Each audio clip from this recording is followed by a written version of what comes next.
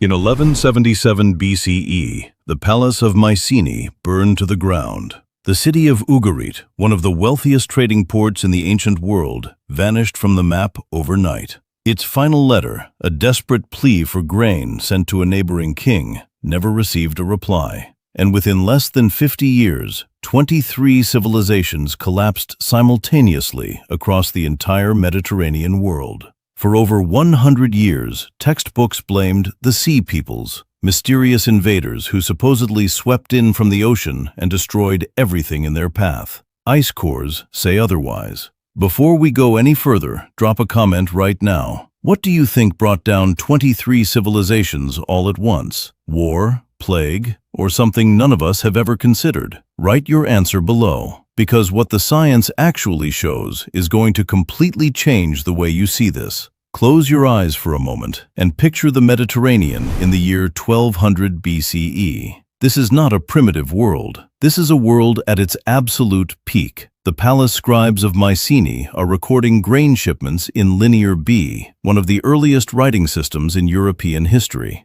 The merchants of Ugarit are sailing copper from Cyprus to Egypt, tin from Afghanistan to Greece, and purple dye from the Lebanese coast to the royal courts of the Near East. The Hittite Empire stretches from modern-day Turkey all the way to northern Syria, governing millions of people under a single administration. This is the Bronze Age at full power, interconnected, sophisticated, confident. And then, within the span of a single human lifetime, it all stops. Not one civilization, not two, 23. Mycenae, Tiryns, Medea, Ugarit, Hazor, Megiddo, Ashkelon, the Hittite capital of Hattusa, gone. Archaeological layers across the entire eastern Mediterranean show the same brutal pattern. Burned destruction levels, abandoned palaces, and then silence. The scribes stop writing, the trade ships stop sailing, and an entire world disappears. For over a century, historians have pointed to one explanation. They were wrong. Open almost any world history textbook published in the last 100 years, and you will find the same answer: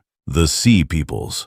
The theory goes like this. Sometime around 1177 BCE, massive waves of mysterious seafaring raiders swept across the Mediterranean from an unknown origin point. They burned cities, destroyed trade networks, toppled empires, and then vanished almost as mysteriously as they arrived. The primary evidence for this theory is a single carved relief on the walls of Medinet Habu, the mortuary temple of Pharaoh Ramesses III in Egypt. The carvings show naval battles and land skirmishes against foreign fighters. Ramesses himself claims victory. Historians built an entire framework of civilizational collapse on that one monument. Here is the problem that mainstream education has quietly ignored for decades. When archaeologists actually sequence the destruction layers across multiple sites, the timeline does not hold up. Ugarit was already abandoned before the Sea Peoples arrived. Hattusa showed signs of severe internal stress for generations before it burned.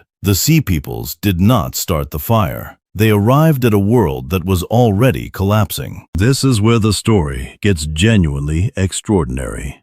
Starting in the 1990s and accelerating through the 2000s and 2010s, a generation of climate scientists and archaeologists began asking a completely different question. Instead of looking at battle reliefs and burned cities, they started drilling into the ground and into ice.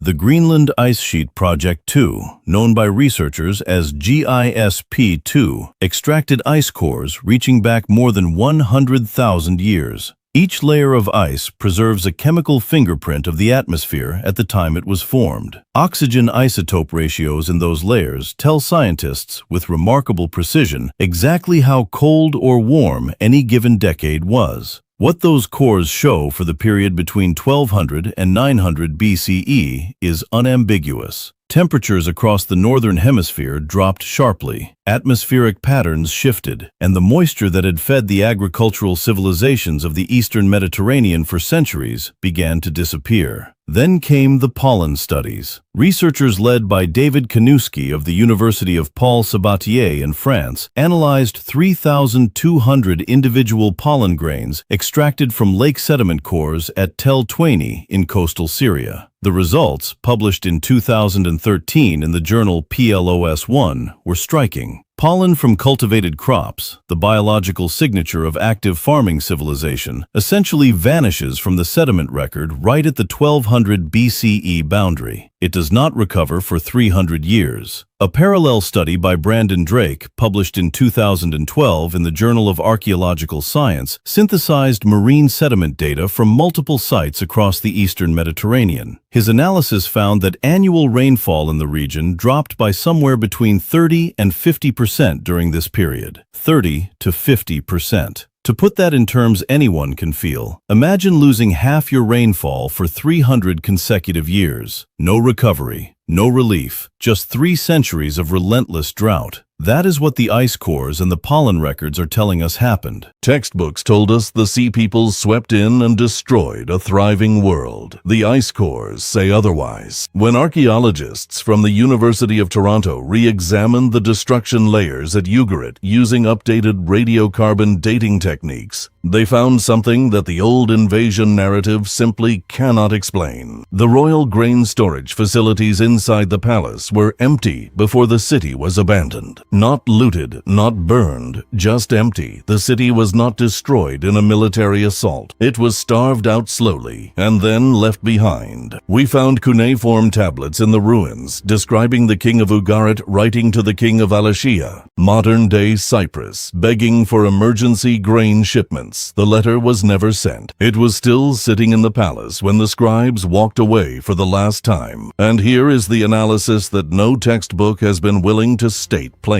The sea peoples were not conquerors arriving to destroy a healthy civilization. They were climate refugees, displaced populations moving desperately through a landscape that was already dying around them, looking for food and stability in a world where both had become nearly impossible to find. They were not the cause. They were another symptom. Here is something the standard history curriculum almost never teaches. The Bronze Age Mediterranean was not a collection of isolated kingdoms, occasionally trading luxury goods. It was a deeply integrated economic system. Bronze itself, the defining material of the entire era, required copper from Cyprus and tin from mines in Afghanistan and Central Asia. Neither region had both. Every bronze tool, every bronze weapon, every bronze agricultural implement in the ancient world required an international supply chain to produce. When the drought hit, it did not just destroy harvests. It broke the trust and the logistics that held that entire system together. A letter from Pharaoh Ramesses III, preserved in the Egyptian administrative records at Medinet Habu, documents Egypt importing emergency grain from external sources because domestic production was insufficient to feed the population. Egypt, the civilization that defined itself by the fertility of the Nile, was running short on food. When Egypt could no longer serve as the anchor of Mediterranean food security, the cascading failures accelerated across every connected society. This is not a story about war. This is the story of the first globalized economic system in human history, collapsing under the weight of a climate shock it was never designed to survive. The interconnection that made the Bronze Age world so sophisticated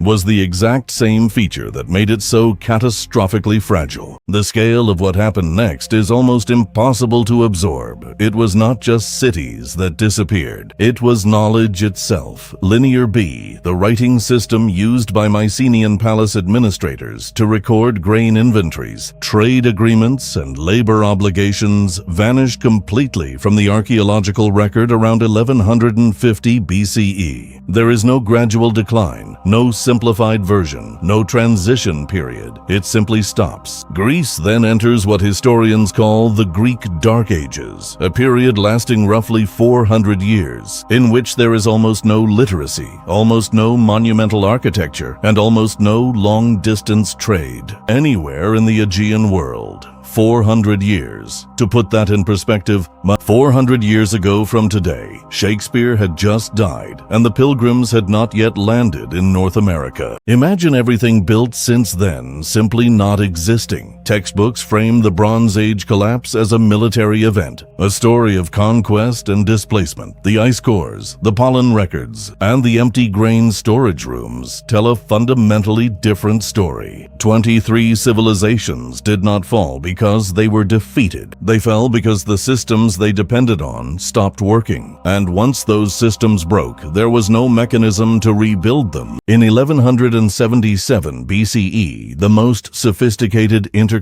civilization the ancient world had ever produced collapsed under the weight of a 300-year drought it never saw coming. It did not fall to a superior army. It fell because the agricultural output that fed the supply chains, that funded the palaces, that employed the scribes, that kept the whole system running simply stopped being enough. Look at the global supply chain disruptions of 2021. Look at the food security warnings being issued today by the United Nations World Food Program. The architecture of fragility is not ancient history. It is the operating system we are still running. The people of Ugarit were not less intelligent than we are. They were not less organized. They were deeply connected, highly specialized, and completely dependent on a stable climate they assumed would never change. They were wrong about that assumption, and the honest question worth sitting with tonight is this: are we? Are we really?